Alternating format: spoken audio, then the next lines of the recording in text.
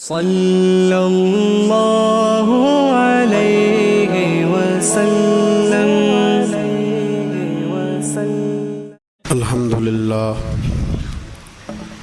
الحمدللہ علی کل حال، والصلاة والسلام علی صاحب حسنہ و جمال، اما بعد، اعوذ باللہ من الشیطان الرجیم، بسم اللہ الرحمن الرحیم۔ محمد الرسول اللہ والذین معہ اشداء علی الکفار رحماء بینہم، تراہم رکعا سجدا یبتغون فضلا من اللہ ورضوانا۔ صدق اللہ العظیم وصدق رسولہ النبی الکریم، وَنَحْنُ عَلَى ذَلِكَ لَمِنَ الشَّاهِدِينَ وَالشَّاكِرِينَ وَالْحَمْدُ لِلَّهِ رَبِّ الْعَالَمِينَ۔ إِنَّ اللَّهَ وَمَلَائِكَتَهُ يُصَلُّونَ عَلَى النَّبِيِّ يَا أَيُّهَا الَّذِينَ آمَنُوا صَلُّوا عَلَيْهِ وَسَلِّمُوا تَسْلِيمًا۔ الصلاة والسلام علیک یا رسول اللہ وعلی آلک واصحابک یا سیدی یا حبیب اللہ۔ الصلاة والسلام علیک یا سیدی یا نبی اللہ وعلی آلک واصحابک یا سیدی یا نور اللہ۔ اللہم صلی علی سیدنا و مولانا محمد معدن الجود والکرم وآلہ وصحبہ وبارک وسلم۔ تمام تعریفیں، حمد و ثنا اللہ تعالی جل مجدہ الکریم کے لیے۔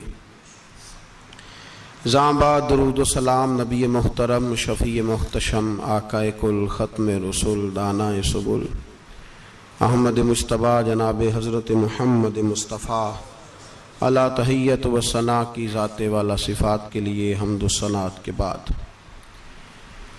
امت مسلمہ کی تشکیل کے جو عناصر قرآن مجید نے بیان فرمائے اور اس امت کی جو صفات خود رب کریم نے بیان فرمائی،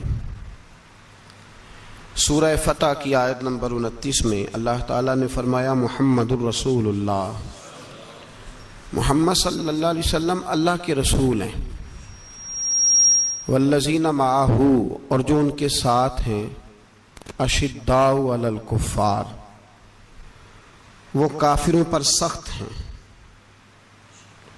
رحماء بینہم آپس میں بڑے رحم دل ہیں، تراہم رکعا سجدا یبتغون فضلا من اللہ ورضوانا۔ فرمایا آپ انہیں رکوع کرتے ہوئے دیکھیں گے، سجدہ کرتے ہوئے دیکھیں گے، اللہ کا فضل اور اس کی رضا تلاش کرتے ہوئے دیکھیں گے۔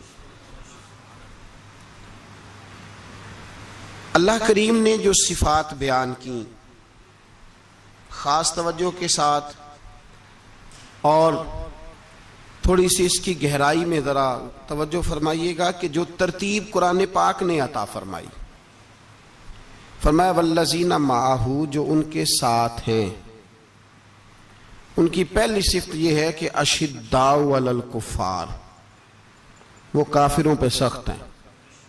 پہلی صفت کیا ہے؟ نماز روزہ حج زکوٰۃ۔ اشداء علی الکفار کہ وہ کافروں پر سخت ہیں، رحماء بینہم۔ دوسری صفت یہ کہ وہ آپس میں رحم دل ہیں، تراہم رکعا سجدا۔ پھر آپ انہیں دیکھیں گے رکوع کرتے ہوئے اور سجدہ کرتے ہوئے۔ تو نماز کا ذکر تیسرے نمبر پہ آیا، رکوع سجود کا ذکر۔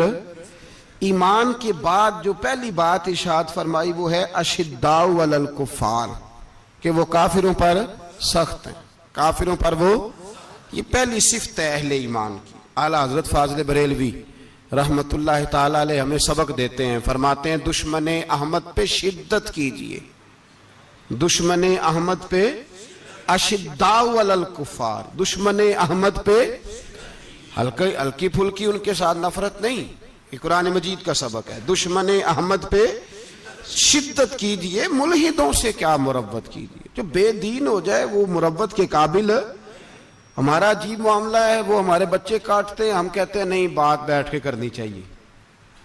وہ ہمارے ٹکڑے کر رہا ہے، خون پی رہا ہے، ہم کہتے ہیں نہیں ٹیبل ٹاک کرنی چاہیے، ہم نے بات کی ہے، سفیر کو بلایا تھا. یہ کس قسم کی گفتگو ہے بھائی؟ وہ تیرا خون پی رہا ہے، تو جواب میں کہہ رہا ہے نہیں نہیں وہ ہم نے بات کی ہے اقوام متحدہ میں، کل پرسوں بیٹھیں گے آپس میں گفتگو کریں گے، صحیح ہو جائے گا مسئلہ. اشداء علی الکفار، اہل ایمان مومن کی پہلی صفت اللہ نے یہ بیان فرمائی کہ وہ کافروں پر وہ سخت ہے. پہلی صفت یہ، من احب للہ و ابغض للہ و منع للہ وآتا للہ فقد استکمل الایمان او کما قال صلی اللہ علیہ وسلم. حضور نے فرمایا اگر اللہ کی رضا کے لیے محبت کرنا ایمان کا حصہ ہے تو بغض رکھنا بھی ایمان کا حصہ ہے.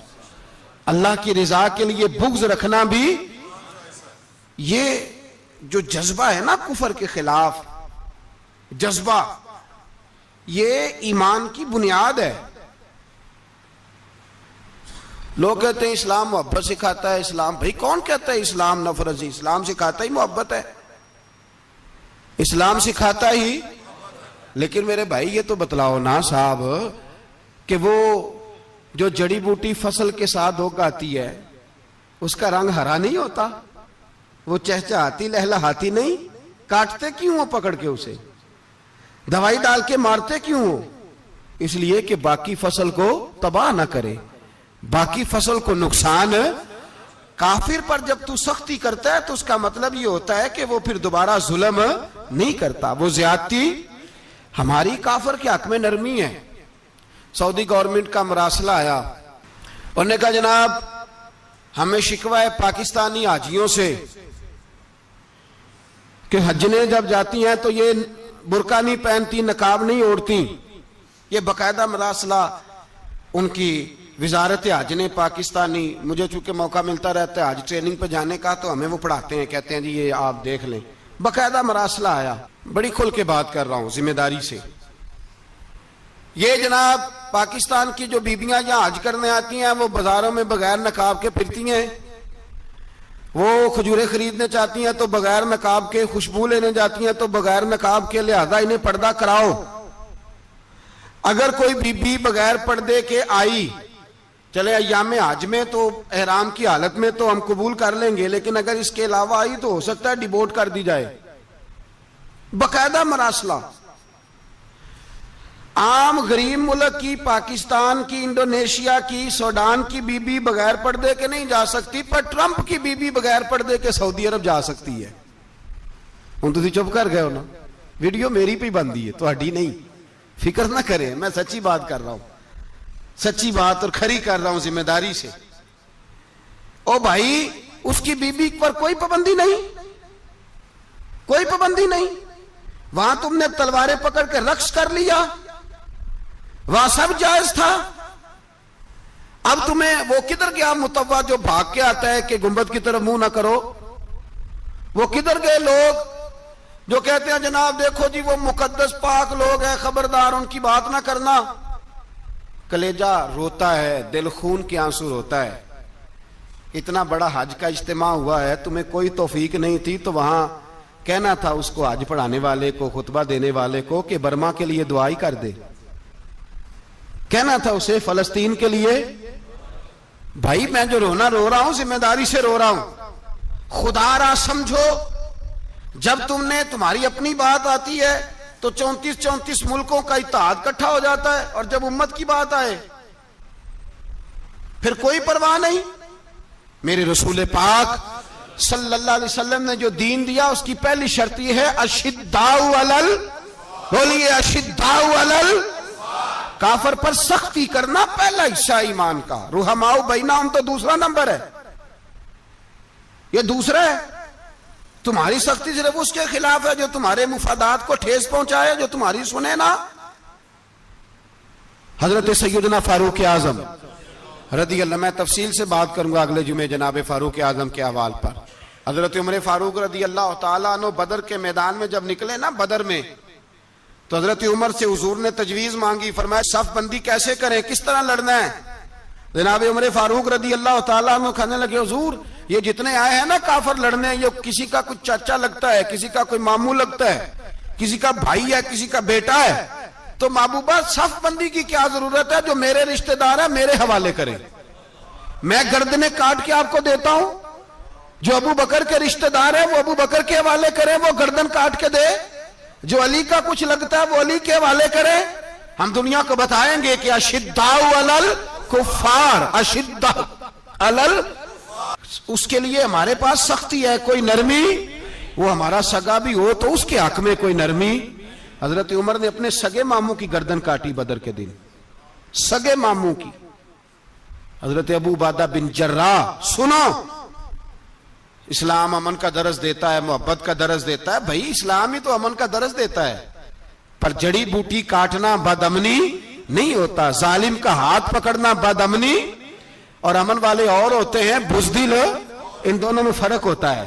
امن والا بننے کا کہا گیا ہے، بزدل بننے کا کہا۔ میرے نبی پاک نے جو بدر میں تلوار اٹھائی تھی، زرہ پہنی تھی، حضور علیہ السلام نے لوہے کی جیکٹ پہنی تھی، تو وہ بھی میرے رسول پاک نے امن کے لیے ہی پہنی تھی۔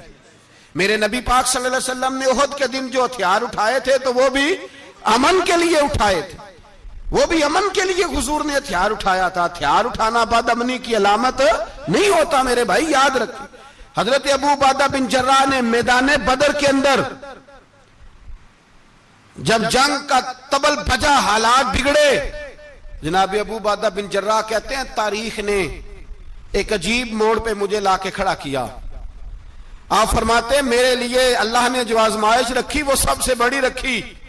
فرمانے لگے جب میں میدان میں نکلا تو کافروں نے میرے سامنے جس کو لا کے کھڑا کیا وہ میرا سگا باپ تھا۔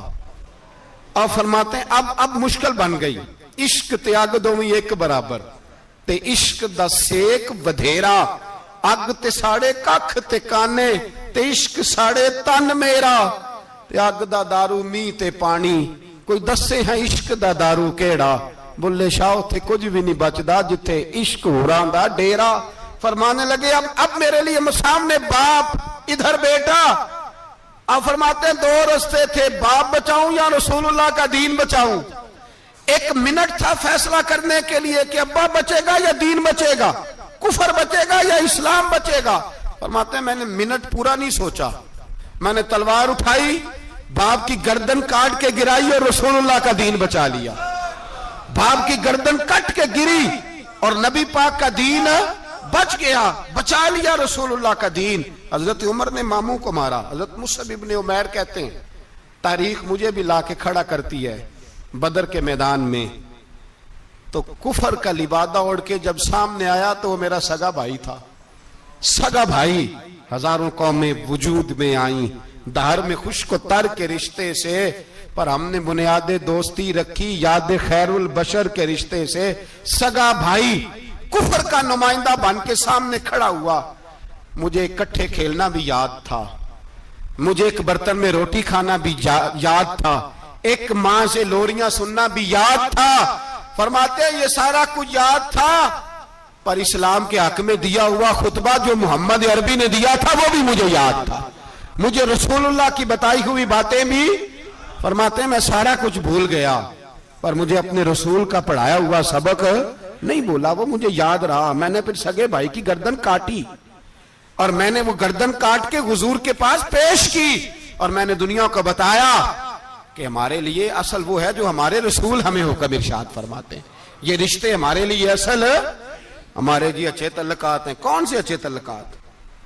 کون سے اچھے تعلقات؟ میرا ایک دوست مجھے کہنے لگا امریکہ تو پیار ہی بڑا کرتا ہے ہم سے۔ میں نے کہا بالکل، کسائی بھی بڑا پیار کرتا ہے بکرے سے، بڑا پیار ہوتا ہے۔ آپ جو قربانی کے بکرے لائے تھے آپ کو پیار نہیں تھا؟ ذبح کرنے سے پہلے اس کو پانی بھی پلایا، چارہ بھی کھلایا، غسل بھی کرایا، پر آخر میں کیا کیا؟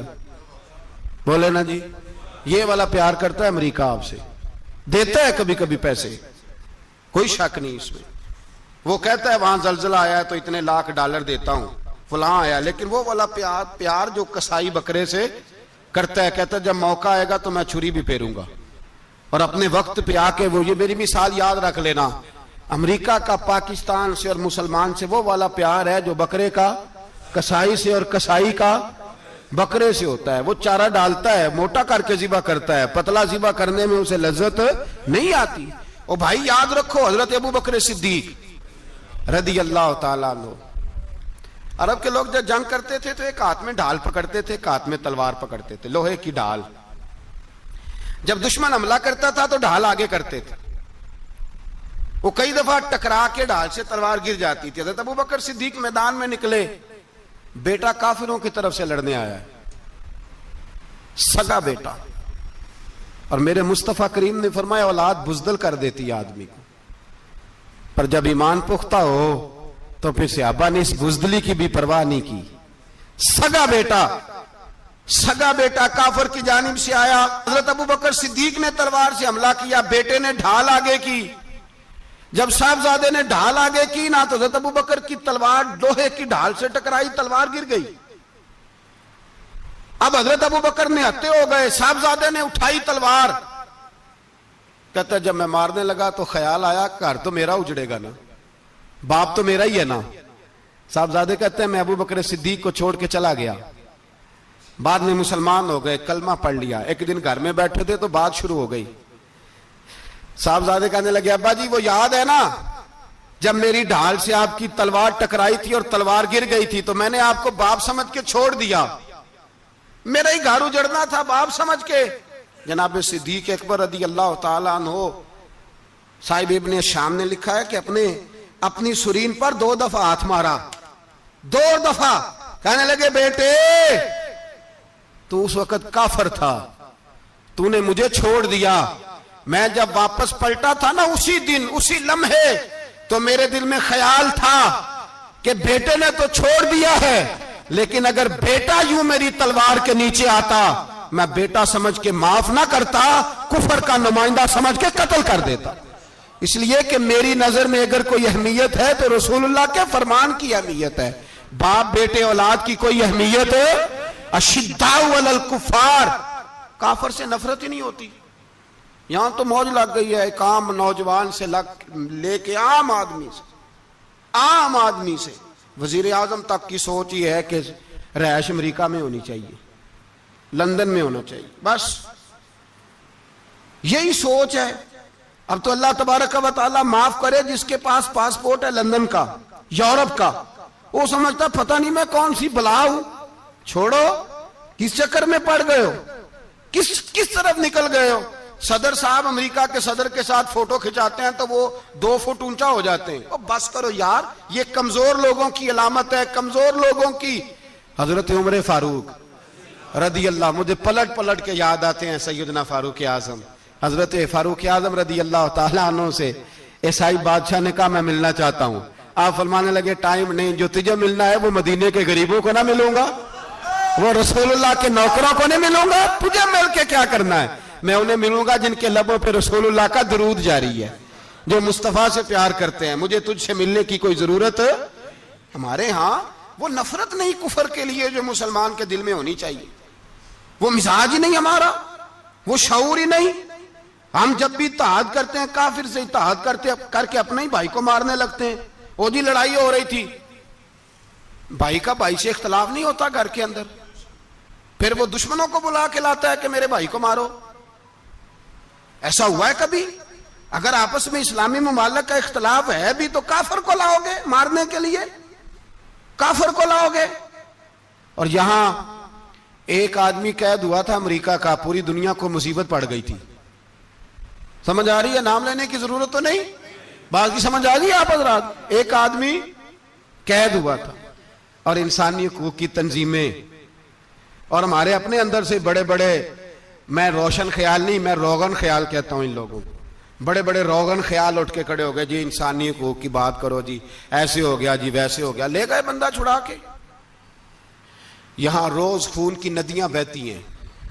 अक़वाम मुत्तहिदा जिससे मुसलमान भीख मांगते फिरते हैं कि मुसलमानों पे मजालम बंद कराओ, अक़वाम मुत्तहिदा ने कह दिया कि दुनिया की मजलूम तरीन अक़लियत का नाम बर्मा के मुसलमान है। अक़वाम मुत्तहिदा ने रिपोर्ट दे दी, फिर मर नहीं गए सारे इस्लामी हुक्मरान? शर्म और गैरत के साथ किसी घड़े में दफन नहीं हो गए? तुम्हें ललकार के उन्होंने कहा कि ये सबसे मजलूम है, ان کا کچھ کرو۔ چند دن پہلے یہاں ننکانہ صاحب بے سانیوں نے جلوس نکال کے کہا مسلمانوں شرم کرو، ان کی مدد کرو۔ پوپ بول پڑا، پوپ ایسانیوں کہا کہ مسلمانوں کہاں ہو، کدھر ہو تم، ان کی مدد کرو، نکلو ظلم ہو رہا ہے۔ پوری دنیا چیخی۔ آپ کے ملک میں آ کے امریکہ ڈرون حملے کر جائے تو آپ کی وزارت داخلہ کو بعد میں ہوش آتا ہو، ہمیں تو پتہ نہیں چلا، ہم تو سوئے ہوئے تھے، وہ حملہ کر گیا۔ اور عالمی قوانین کی مخالفت کر کے برما کی حکومت کہتی ہے کسی صحافی کو بھی ہم اندر نہیں جانے دیں گے، ہمارا ذاتی معاملہ ہے۔ ایسے بے شرم لوگوں کو اپنا نمائندہ بناتے ہو، جنہیں ہوش تک نہیں اس بات کی۔ ہم نے کلمہ پڑھا ہوا ہے نبی پاک صلی اللہ علیہ وسلم کا، میرے رسول پاک سید عالم نور مجسم صلی اللہ علیہ وسلم نے جو لوگ تیار فرمائے، نیند تو نہیں آ رہی آپ حضرات؟ نبی پاک نے جو لوگ تیار فرمائے، حضرت کعب بن مالک رضی اللہ تعالیٰ، حضور نے فرمایا چلو تبوک پہ میرے ساتھ، سارے چلو، سب تیار ہو گئے۔ حضرت کعب بن مالک فرماتے ہیں مجھے گھوڑا بڑا دوڑانا آتا تھا، نیزہ بڑا چلانا آتا تھا، تلوار کا میں بڑا دھنی تھا، میں مالدار بھی تھا، میرے پاس بڑی وسائل تھے۔ حضور چلے گئے تو میں نے، یہ بخاری ہے، فرماتے ہیں میں نے سوچا کہ میں چلا جاؤں گا، کل میں گھوڑا دوڑاؤں گا، میں نے پیچھے پہنچ جانا، پرسوں چلا جاؤں گا، ترسوں بس سستی ہو گئی، نہ جا سکا۔ فرماتے ہیں وقت بیت گیا، حضور چلے گئے، آج جاتا ہوں کل چاہتا ہوں، اسی میں حالات سارے گزر گئے، حتیٰ کہ اللہ کے رسول واپس آ گئے۔ فرماتے ہیں کچھ بوڑھے تھے جو نہ جا سکے اور کچھ منافق تھے جو حضور کے ساتھ جہاد پہ نہ جا سکے۔ آپ فرماتے ہیں میں جوان بھی تھا، تیر انداز بھی تھا، اور دنیا عرب سارا جانتا تھا کہ مالدار بھی ہے، اللہ تعالیٰ کی دی ہوئی بڑی نعمتیں تھے، میں نہ گیا، اور ہو غلطی گئی، سستی گئی۔ فرماتے ہیں حضور مدینے میں آئے، جب مسجد نبی میں بیٹھے تو منافق آ کے بہانے کرنے لگے، کوئی کہنے لگا بچی بڑی بیمار تھی، کوئی کہنے لگا حضور کل ہی صحیح ہوا ہوں۔ فرماتے ہیں مجھے بھی پتا تھا، اور پتا مصطفیٰ کو بھی تھا جھوٹ بول رہے، حضور کو پتا تھا، پر وہ بہانے کرتے، حضور قبول کرتے، میں چلو جاؤ۔ کہا فرماتے ہیں ایک منٹ کے لیے مجھے بھی وسوسہ آیا کہ کوئی بہانہ نہ کر دوں، لیکن پھر میں نے سوچا بہانہ کس کے سامنے کروں، جسے اللہ تبارک و تعالیٰ نے نبوت کی آنکھ عطا فرمائی ہوئی ہے، اس محبوب کے سامنے بہانہ۔ اس خیال آیا مسلمان نیک و بد پہچان جاتے ہیں، محمد آدمی کے دل کی باتیں جان جاتے ہیں، کدھر بہانہ کروں، حضور کو تو سارا پتا ہے۔ فرماتے میں گیا، حضور نے پوچھا کیوں نہیں آئے، اور پوچھا بھی مسکرا کے، کیوں نہیں آیا، مسکرا کے پوچھا۔ فرماتے ہیں میں نے سچ سچ بولا، میں نے کہا یا رسول اللہ سستی ہو گئی، حضور غلطی ہو گئی، جو بہانے لگا رہے تھے ان کو آزادی مل گئی، اور مکتب عشق کا دستور نرالا دیکھا، اس کو چھٹی نہ ملی جس نے سبق یاد کیا۔ فرماتے ہیں ان کو چھٹی مل گئی، میں نے کہا حضور غلطی ہو گئی، تو نبی پاک نے فرمایا اس سے کوئی بندہ کلام نہ کرے، خبردار میرے ساتھ بھی گفتگو نہ کرنا۔ حضرت کعب بن مالک فرماتے ہیں میرا چچا زاد بھائی، خالہ زاد بھائی سارے رہتے تھے، میں کسی کو سلام لیتا تو کوئی جواب بھی نہیں دیتا تھا۔ فرماتے ہیں میں مسجد میں نماز پڑھنے آتا، پر صحابہ کرام کو حضور نے منع کر دیا تو مدینے کی گلیاں بھی ناآشنا ہو گئی۔ فرماتے ہیں مجھے یوں لگتا تھا کہ مدینے کے در و دیوار بھی مجھ سے کلام نہیں کرتے، میں وہاں دعا منگیا کرو سنگیو کتے مرشد نہ رس جاوے، اے جنہاں دے پیر رس جان دے او جیوندے ہی مرے رہن دے۔ کہا اس طرح لگا کہ جیسے حالات بگڑ گئے سارے میرے حق میں۔ آپ فرماتے ہیں میں مسجد میں آ کے بیٹھتا تو جب مجھے پتا تھا، میں جب آنکھیں ادھر کرتا تو حضور مجھے دیکھتے، اور جب میں نبی پاک کو دیکھتا تو حضور چہرہ پھیر لیتے۔ بول پڑے خواجہ غلام فرید صاحب، کہنے لگے میں ویکھاں تے میرا یار نہ ویکھے، جے میں نام ویکھاں تے او ویکھے، ایڈے نصیب کتھوں تتڑی دے او میرے وچ ویکھن دے ویکھے، غلام فریدا او بوے یار دے مریے پامیں ویکھے یا نہ ویکھے۔ آپ فرماتے میں سید عالم صلی اللہ علیہ وسلم کو دیکھتا تو حضور رخ انور پھیر لیتے۔ حضرت کعب بن مالک رضی اللہ تعالیٰ عنہ فرماتے ہیں کہ حضور کا حکم آیا کہ بیوی کو علیحدہ کر دو، بار پہلے کوئی نہیں بات کرتا، اب کہا بیوی کو علیحدہ کر دو، تو میں نے کہا حضور طلاق دے دوں، فرمایا نہیں میکے بھیج دو، طلاق نہیں دینی۔ فرماتے ہیں بال بچہ بھی چلا گیا، نہ گھر میں کوئی نہ باہر کوئی، تنے تنہا۔ آپ فرماتے ہیں زمانہ جانتا تھا، عرب کے صوبوں میں بات پھیل گئی کہ کعب بن مالک جیسا سردار، مالدار، گھوڑ سوار، تیر انداز، نیزہ باز، اتنا بڑا سیانہ سنجیدہ آدمی جدا کر دیا نبی پاک نے۔ فرماتے ہیں غسان کے عیسائی بادشاہ نے مجھے خط لکھا۔ حضرت کعب فرماتے ہیں بڑی آزمائش تھی، پر یہ مصیبت سب سے بڑی تھی۔ غسان کے عیسائی بادشاہ نے خط لکھا، اس کا آدمی مجھے ڈھونڈتا پھرتا مدینے میں، میں ملا تو خط اس نے مجھے دیا۔ خط میں یہ نہیں لکھا تھا کہ کافر ہو جاؤ معاذ اللہ، یہ نہیں لکھا تھا عیسائی ہو جاؤ۔ اس نے خط میں لکھا کہ کعب ہم نے سنا ہے تمہارے نبی نے تمہیں چھوڑ دیا، ناراض ہو گئے، تم تو اس قابل تھے کہ صوبے کے گورنر بنائے جاتے، تم تو بڑے عہدے کے قابل تھے، تمہاری تو شہرت ہے سارے علاقوں میں، تم آ جاؤ ہمارے پاس، ہم تمہیں بہت بڑا عہدہ دے دیں گے۔ حضرت کعب بن مالک فرماتے ہیں اب میری چیخیں نکلی، اب میں تڑپ کے رویا۔ میں نے وہ اس کا خط پکڑا اور جلتے ہوئے تنور میں ڈالا اور مسجد نبی میں سر سجدے میں رکھ کے میں نے کہا اے اللہ، میرا ایمان اتنا ہی مشکوک ہو گیا ہے کہ کافر کہتے ہیں میں ان کے ساتھ مل جاؤں گا۔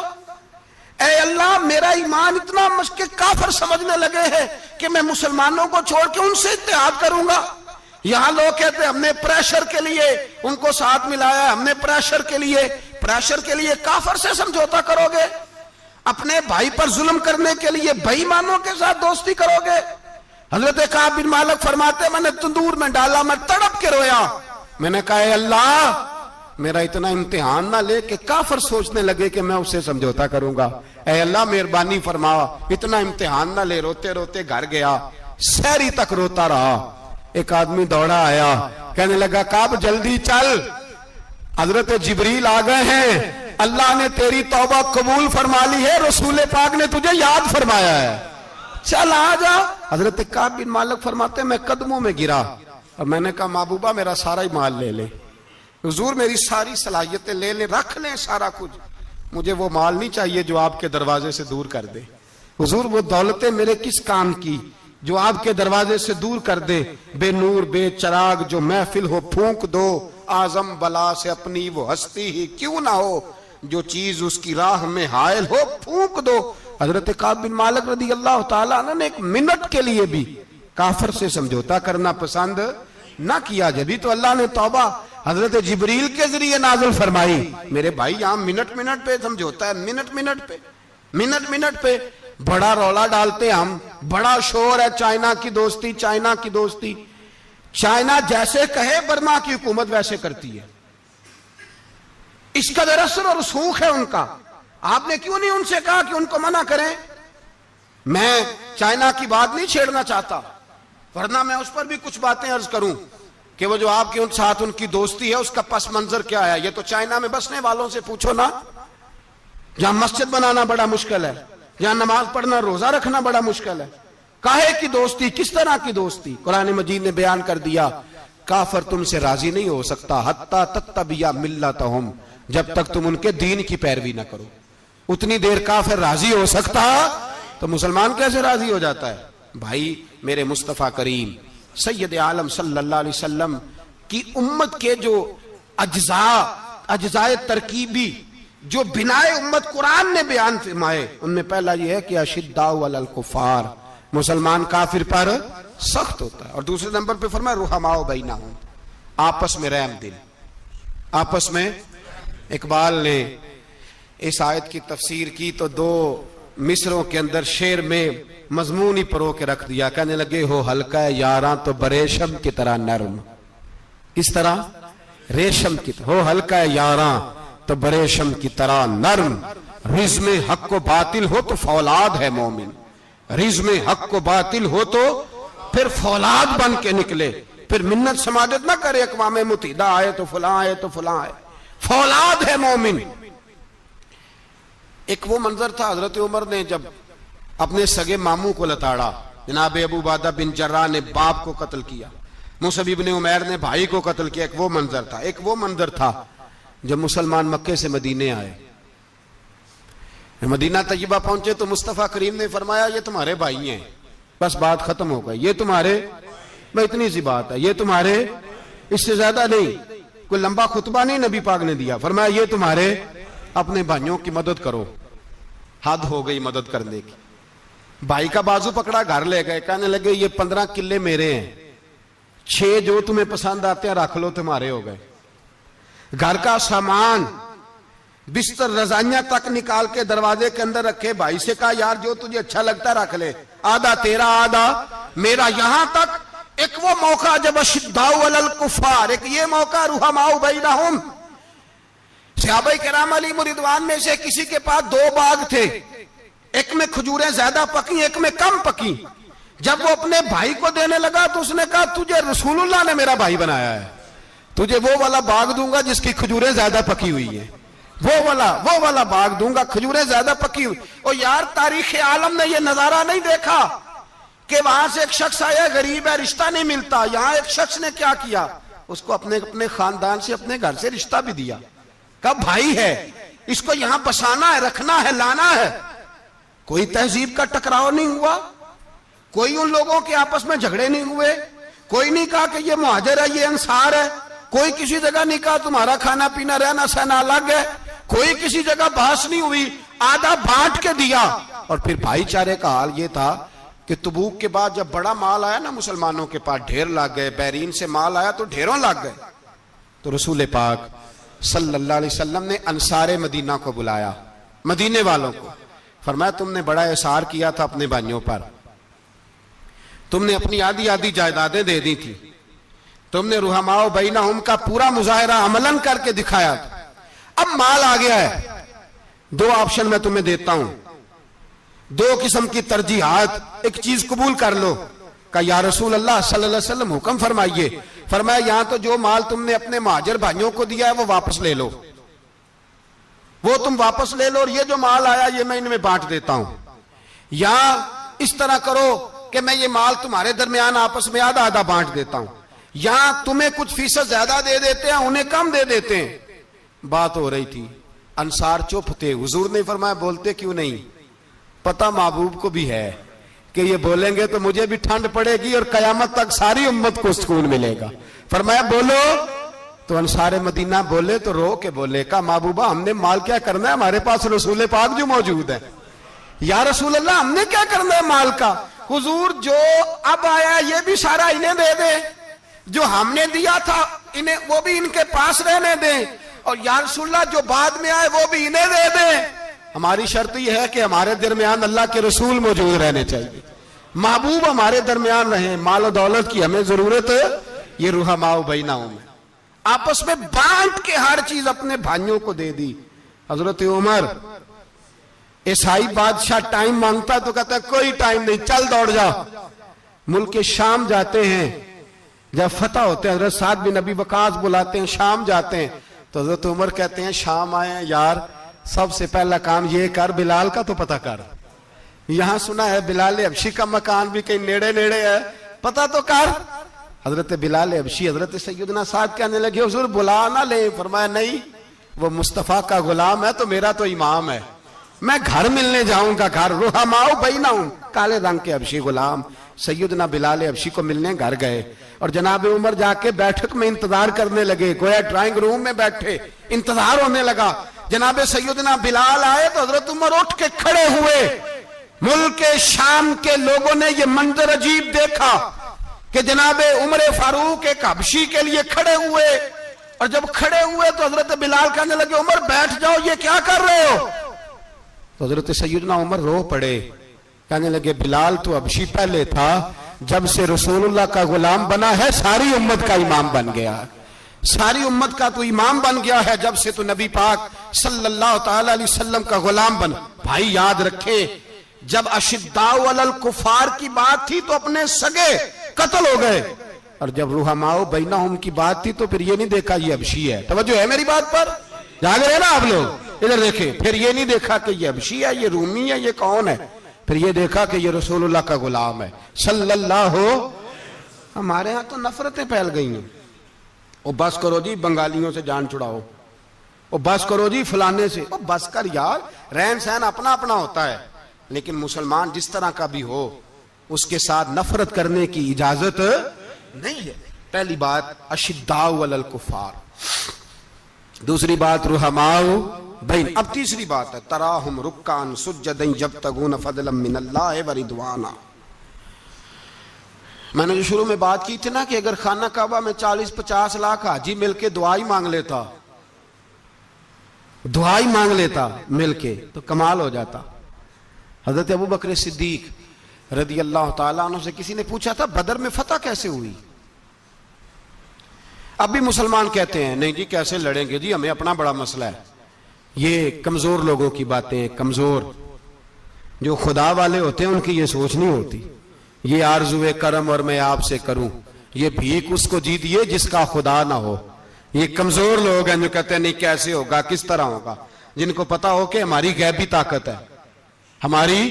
حضرت ابو بکر صدیق رضی اللہ تعالیٰ پوچھا جناب بدر میں کیسے جیت گئے؟ تلواریں زیادہ تھی، نیزے زیادہ تھے، یا آپ کو جاسوسی زیادہ تھی، پتہ زیادہ تھا کہ یوں قابو آئیں گے کافر؟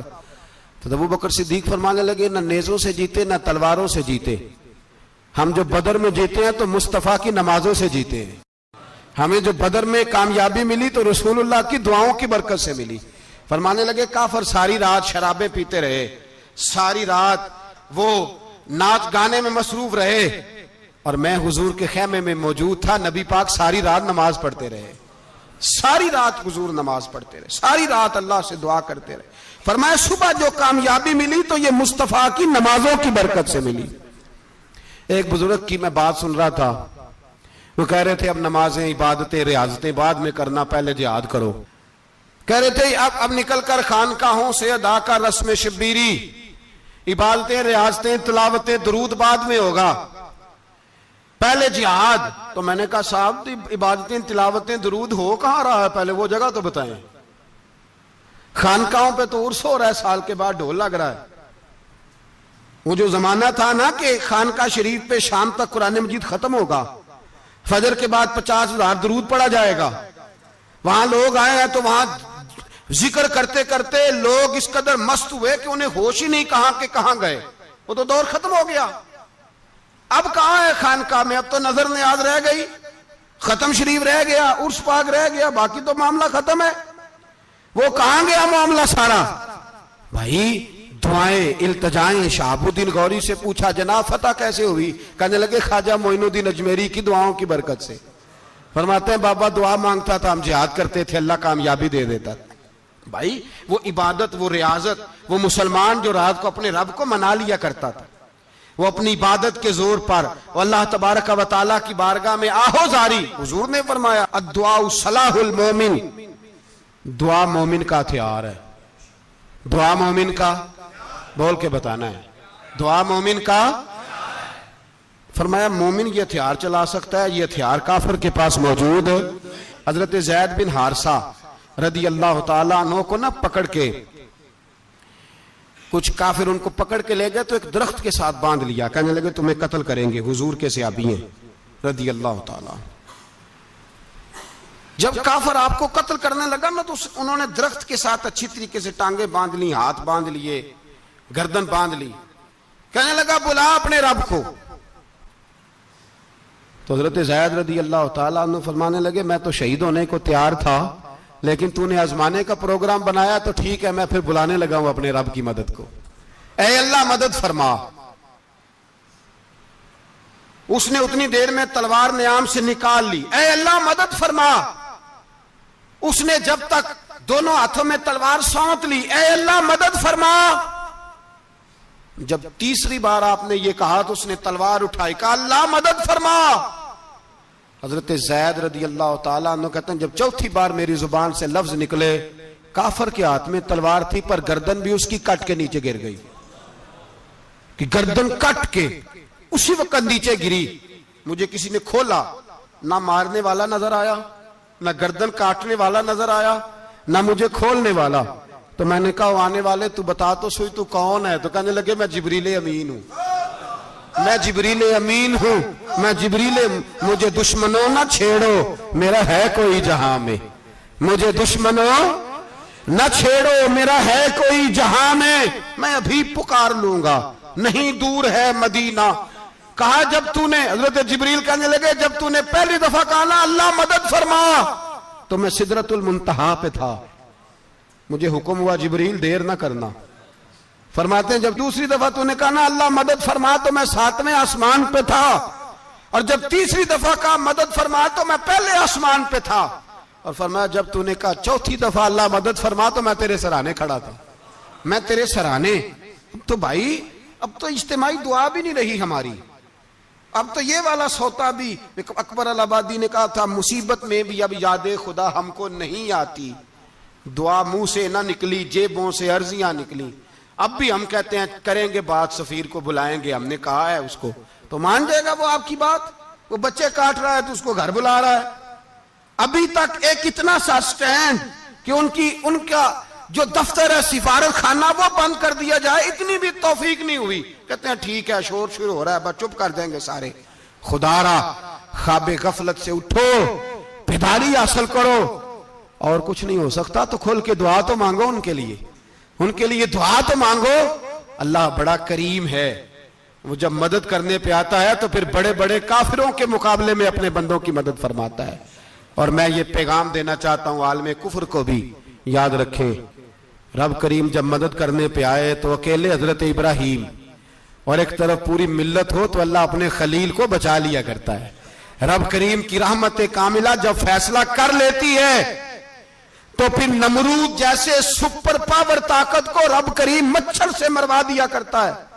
اللہ تبارک و تعالی، یہ تو مسلمان کا دعا والا سوتا ہی، وہ نکل کر خانقاہوں سے ادا کر رسم شبیری. یہ تو تب ہوگا جب خانقاہ کے اندر کوئی ذکر فکر عبادت ہو رہی ہو، اور جب وہاں حال ہی کوئی نہیں، وہاں تو رقص و سرور ہے، وہاں تو بات جھوٹی تعریفیں ہیں. ہر آدمی نے ایک بندہ ساتھ رکھا ہوا ہے تعریفیں کرنے کرانے والا، تو معاملہ ہی اور ہو گیا ہے. میرے بھائی عبادت کی لذت حضرت سیدنا عمر فاروق، سب بولیے رضی اللہ تعالی. حضرت عمر فاروق رضی اللہ تعالیٰ عنہ کا مبارک زمانہ ہے. حضرت عمر نے فوج بھیجی ایران کے حکمران کے ساتھ جہاد کرنے. ایران کے بادشاہ نے 2 عیسائی جاسوس بھیجے، کہنے لگا ذرا پتہ تو کرو مسلمانوں کا رات کا طریقہ کیا ہے، میں صف بندی کراتا ہوں. وہ ساری رات صف بندی کراتا رہا. 2 جاسوس آئے مسلمانوں کی معلومات کرنے. معلومات کر کے جب واپس گئے تو حضرت عمر فاروق رضی اللہ تعالیٰ عنہ کے سپاہیوں کو دیکھا، غور سے پلٹے تو بادشاہ کہنے لگا کیا حال دیکھ کے آئے ہو؟ کہنے لگا سارے مسلح پہ بیٹھے ہوئے، جتنے گھنٹے ہم وہاں رہے ہیں مجاہدین مسلح پہ رہے ہیں، یوں لگتا ہے جیسے ان کا دنیا داری سے کوئی تعلق. اور کہنے لگے بادشاہ کوئی ایسی طاقت ہے جس کو وہ بلا رہے تھے، کوئی ایسی قوت ہے جس کو وہ پکار رہے تھے. ہمیں بھی وہاں کھڑے ہو کے محسوس ہوتا تھا کہ ہاں کوئی ہے جو آ جائے گا ان کی مدد کے لیے، کوئی ہے جو پہنچے گا ان کی مدد کرے گا. ایران کا بادشاہ کہنے لگا مجھے سمجھ آ گئی ہے، وہ جسم کی طاقت سے ہی نہیں لڑتے، وہ کوئی غیبی طاقت ہے جس سے وہ لڑتے. بھائی وہ غیبی طاقت بھی تو ہمارے پاس ہم نے ناراض کر لیا نا، وہ بھی تو نہیں نا، مسجد کا رخ بھی تو کوئی نہیں. اور میں نے پچھلے جمعے بھی کہا تھا پھر کہتا ہوں وہن ہو گیا امت کو.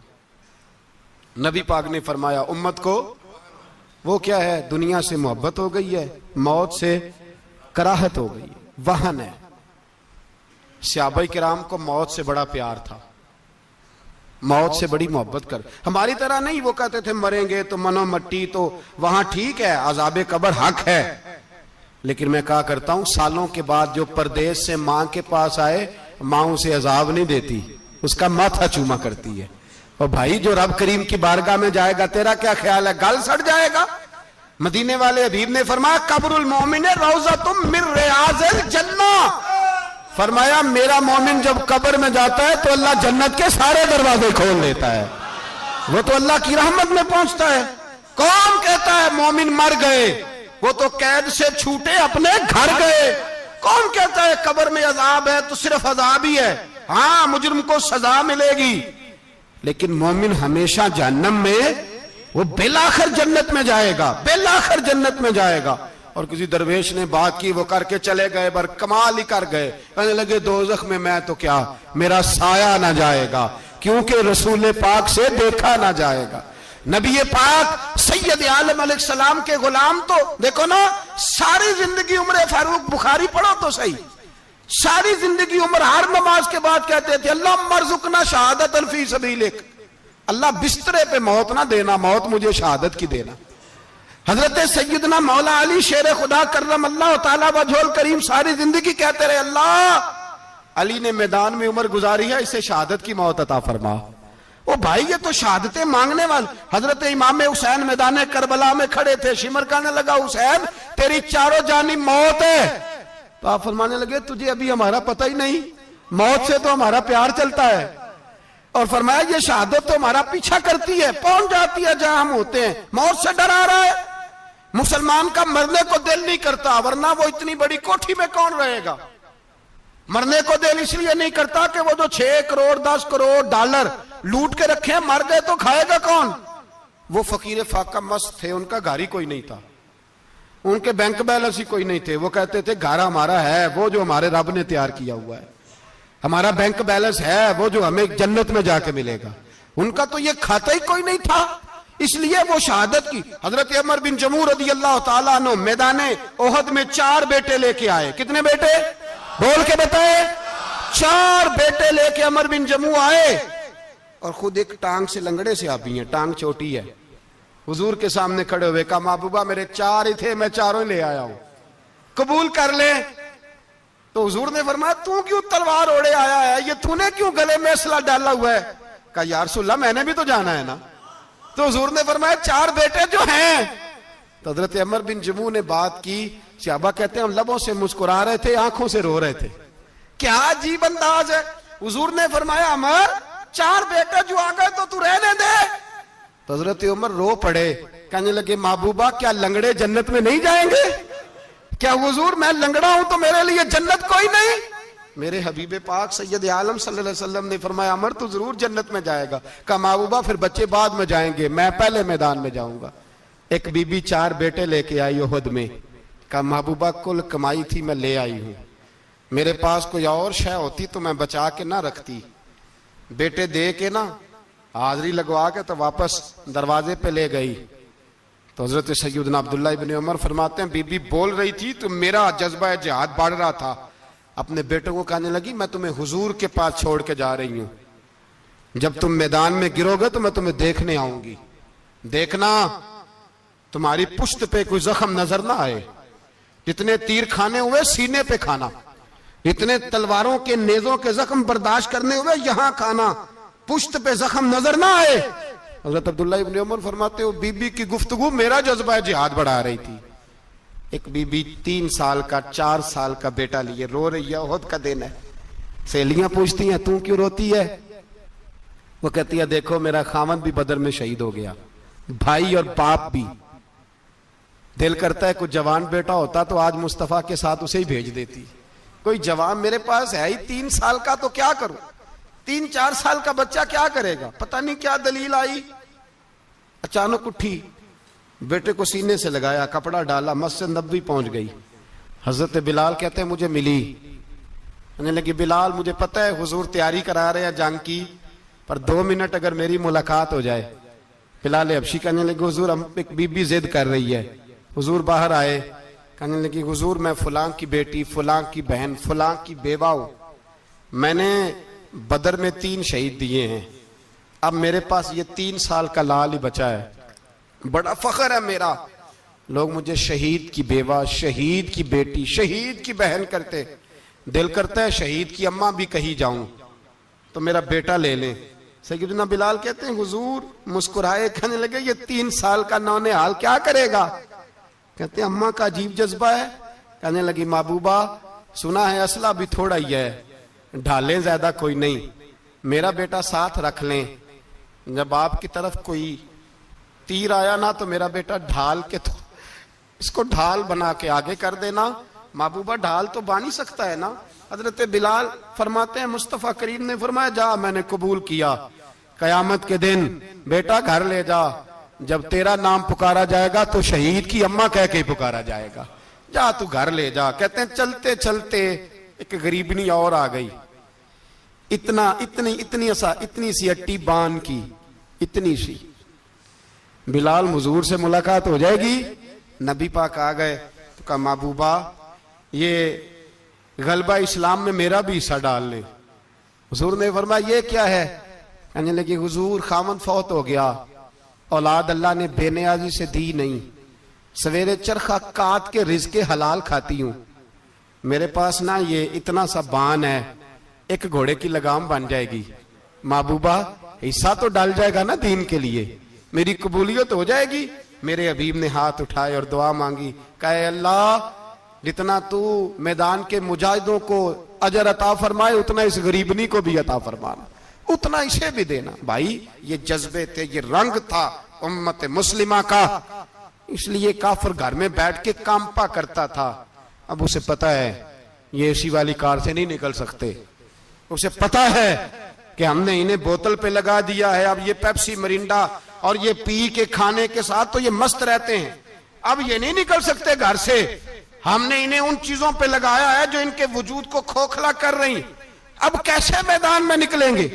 وہ اس لیے نہیں ڈرتا کہ وہ تیری آسائشوں، تیری زندگی میں آنے والی سہولتوں سے آشنا ہے۔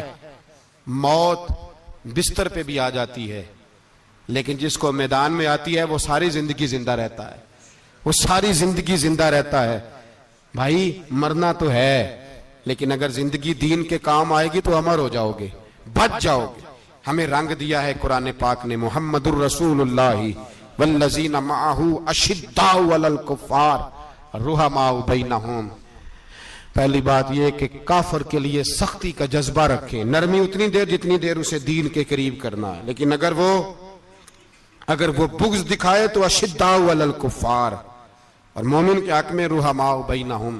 اور پھر فرمایا مدد بھی مانگو، تراہم رکعا سجدا یبتغون فضلا من اللہ ورضوانا، رکوع کرو، سجدے کرو، مدد مانگو، اور زندگی سے پیار نہ کرو اس لیے کہ جانا تو ہے، جب وقت آئے تو پھر شہادت سے پیار کرو، پھر سامنے کھڑی جنت سے پیار کرو۔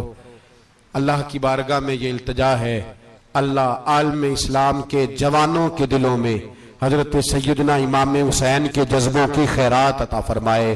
آخر دعوانا دے سورج ڈھل دے ویکھے بجے دیوے بل دے ویکھے چڑھ دے سورج ڈھل دے وے